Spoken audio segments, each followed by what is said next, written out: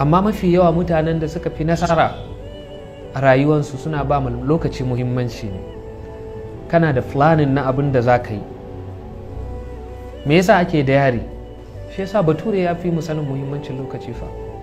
Diary za ka tsara yau zan yi kaza, zan yi kaza, zan yi kaza, zan yi kaza.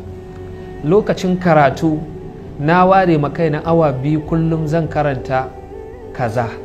Misali ranar asabar zan karanta hadisi, ran lahadi zan karanta fiqhu, ran litinin zan karanta tasawuf, ran talata zan karanta qur'ani da tafsiri, ran laraba zan karanta usulul fiqhi, ran alhamis zan karanta mantiq da ilmul kalam.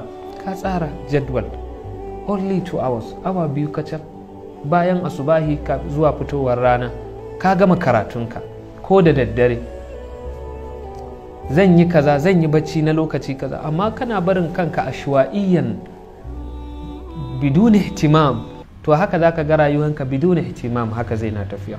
Muna muhimmantar da, kaga manzon Allah sai da Aisha ta ce tutur yana qiyamul layl, da daddare zai dawo ya yi bacci a farkon dare, in dare ya shiga ya tashi ya kama sallah, yayi ta sallah, yayi ta sallah, sannan manzon Allah ya koma ya sake bacci, sannan ya sake tashi dab alfijir ya yi sallah, ya yi wutiri, sannan idan an kira sallah in ya kusanci iyalinsa to sai ya yi wankan janaba.